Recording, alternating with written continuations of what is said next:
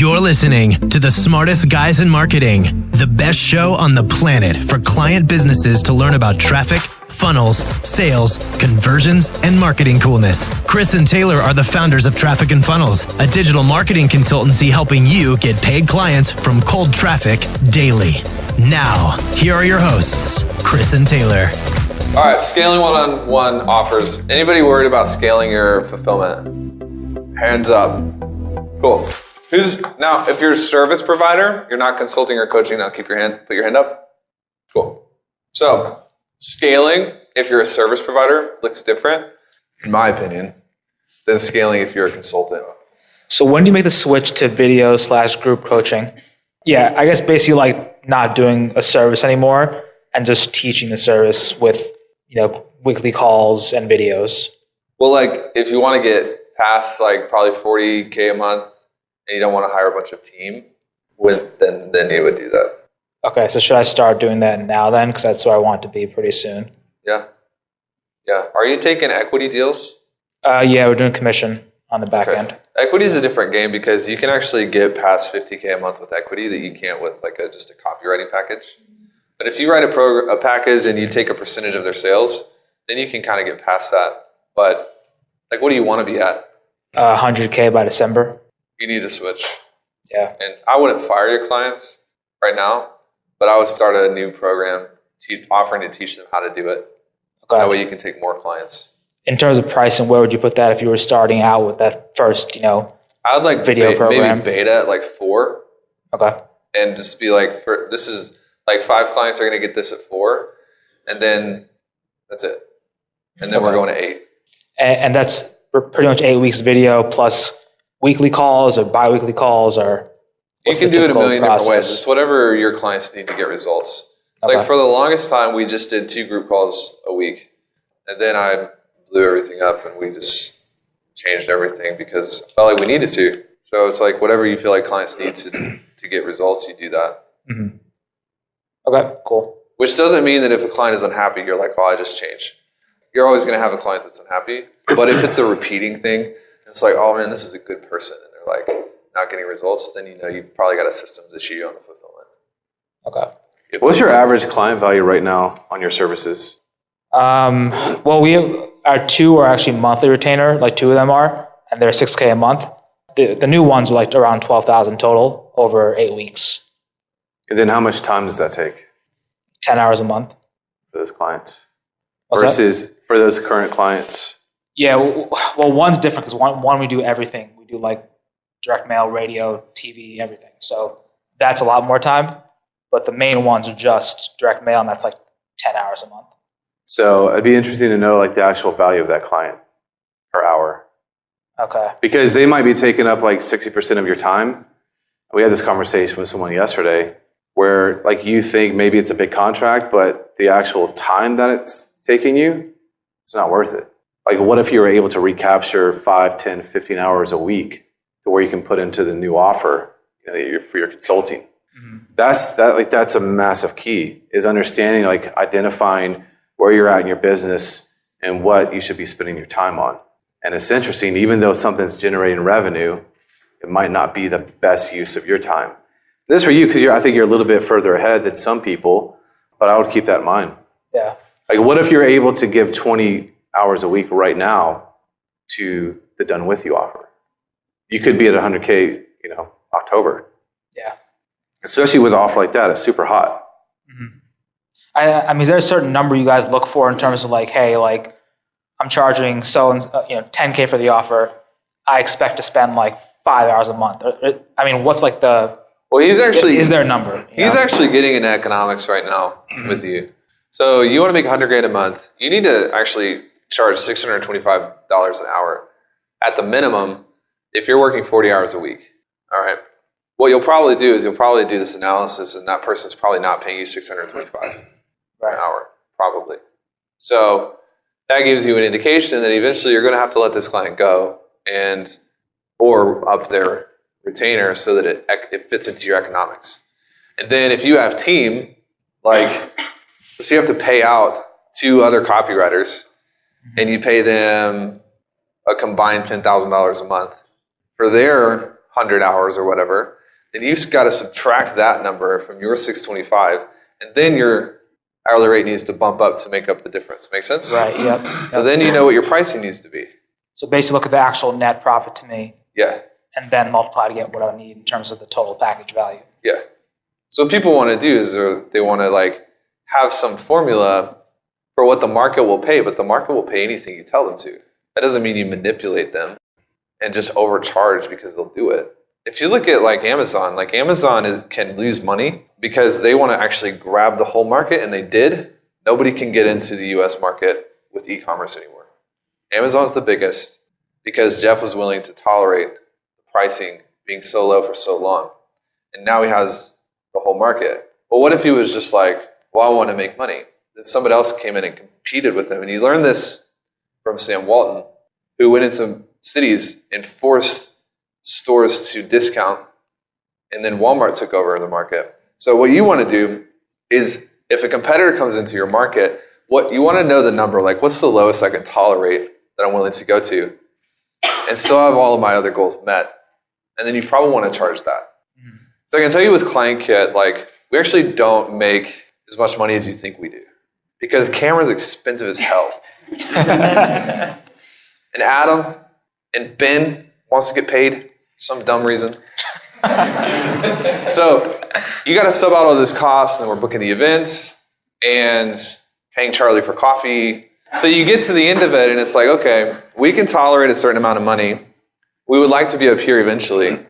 So what we're going to do that is we're going to build out better and more and higher value in the back end so that you guys stick around.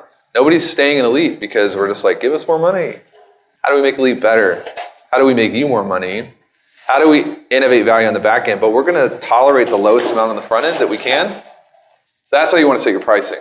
If you want to take over.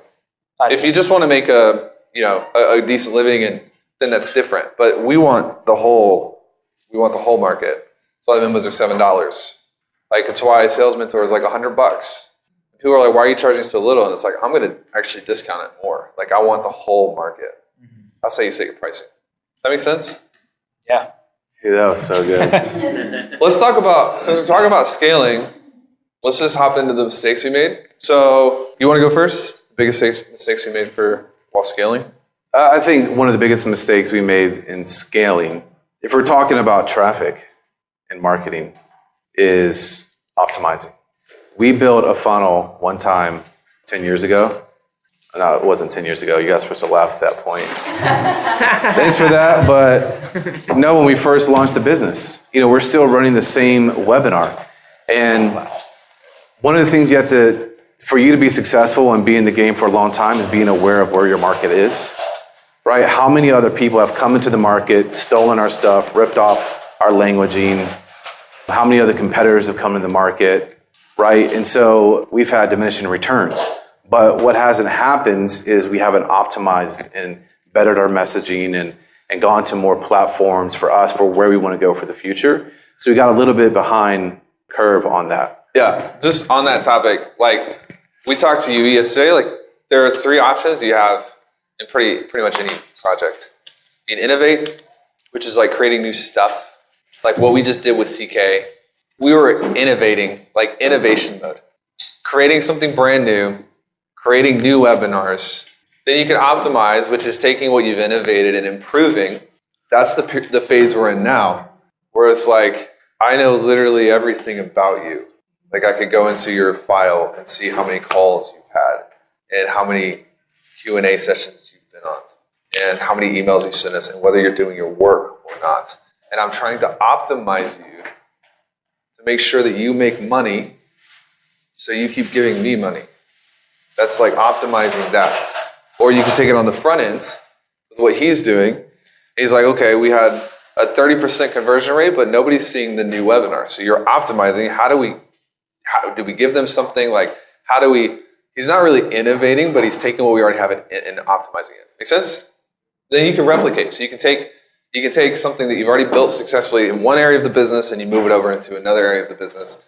What most people make the mistake of when they scale is they innovate, get some cool results, and they either get in this like loop where they just can't escape innovating, or they just skip right on down to replicating. Like, I can freaking start 8 new businesses. nothing's optimized. So somebody else who knows this process is going to come into your market and steal everything from you. You know what I mean? So you have to be able to know where you are in this phase. And I think the biggest mistake we made is we just replicated in a million different things and deleted our focus. We never really optimized anything at the beginning, and we stopped innovating. We didn't innovate. You should be hitting these routinely every quarter, like clockwork, just going through every quarter. Not every day, because then your bandwidth is going to be crap. Maybe not every week, because sometimes you got a big project you got to finish. But every quarter, you should have something you're innovating, something you're optimizing, something you're replicating. If it takes you longer than a quarter to optimize something, you're probably doing these at the same time when you shouldn't be. And see what I'm saying? Yeah, the thing about this is, I think our innovation was so good that we were able to squeeze the juice out of it for a really long time, but then we got behind. And so with our scaling, it was very inefficient.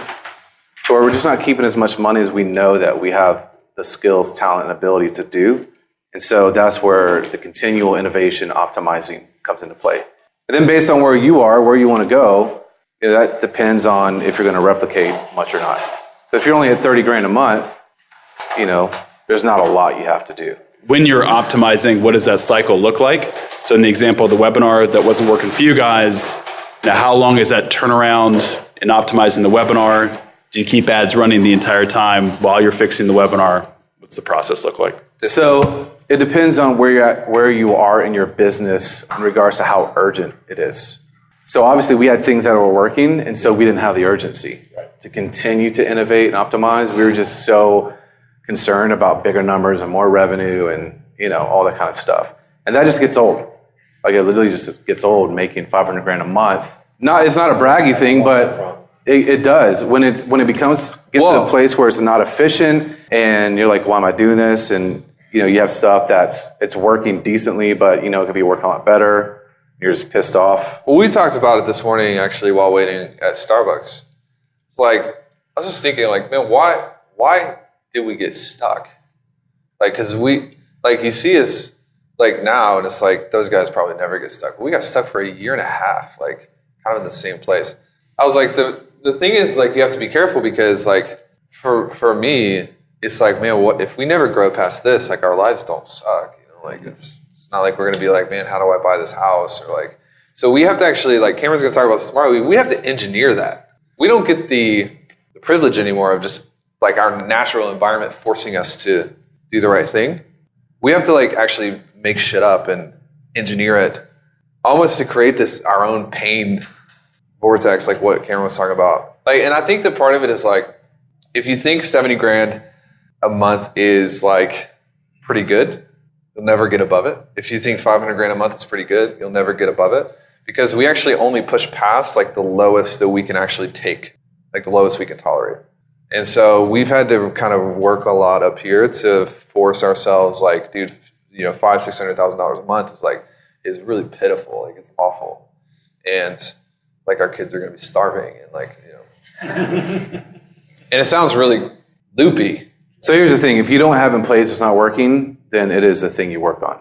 You don't do anything else until it's hitting your numbers.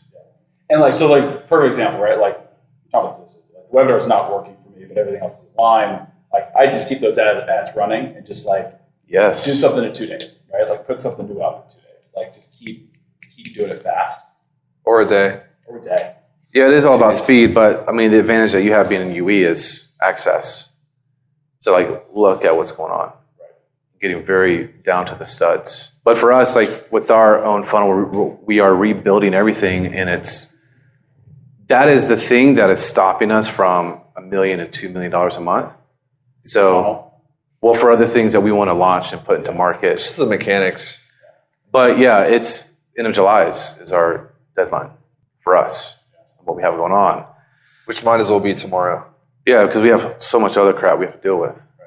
That's the thing. It's like, it's so easy to get pulled off to things that just at the end of the day are not the most important things. So if you're at a place in your business and you don't have the opportunity control set up and you're doing other things, you have to like be very, very, very disciplined to focus on that, get it working, get the numbers, all the economics working for you, because that's going to give you the bandwidth, that's going to buy you the time to go spend on those other areas of your business, whether it's fulfillment or team, whatever it might be. You have to have that opportunity come into your business and know that every single month I'm going to have X amount of applications that hit my numbers. And if you're not on target with those numbers, that's what you focus on. Make sense? Another thing about scaling, speaking of mistakes, is we just for the first, I think, period that we were trying to scale things, all we did is like turn up the volume, and what it did is it burned us out. So I wrote like flywheel over here because you have to remember, like, as you build things, the bigger you get, the easier your life should be. Which a lot of you have this idea too that you've talked about mindset, where to make more I have to work more. It should actually be opposite. Like, the more you make as this goes up, your required output should go down. I say required because if you're like us, you're just going to want to work. So in your business, you have to create this so that for you, like, let's say that the more clients you take on, you can actually create like an onboarding system that's videos, and they fill out a Google form and they send an email to the list, and you're building systems as you go. It gets easier and easier. Or like, this is why we ended up putting like the group stuff together, because the more clients we have, the service actually gets better, because you can like be on a call and somebody else gets a light bulb moment from a question you asked. So we don't have to work as hard to deliver stuff to other people. So this should actually be a thinking exercise you do. I think quite often is like, how do I build these little mini systems inside the business so that the more people that I take on, it actually decreases the pressure on me. So like a team can be a flywheel. A Facebook group can be a flywheel. If you sell, physical, like if you send out welcome kits, like the more we take in terms of clientele, we can decrease our prices. Sales Mentor and the memos is a flywheel because we've worked out negotiated rates, which impacts what we charge you. You see what I mean? Like, everything, as we grow, it actually gets better. Any other questions on that particularly? I'm just trying to think of, because each of my clients have their own unique business, and I know that we do here too. Right? So I just want to make sure that I'm still serving them in a way that can like kind of handhold them through their specific issues, but also to where I can scale to, Okay, cool. So the coaching system we have right now with the one-on-ones is a flywheel. How? Pop quiz. Specific expertise, they're going to see patterns better There about you go. problems. They're deeper in their respective expertise. Yeah, Okay? and so because of that, you'll be able to then optimize those specific areas of the business. Yep. What else? Anybody? If we had 80 clients, I can hire more of them. If we had 120, I can hire more of them.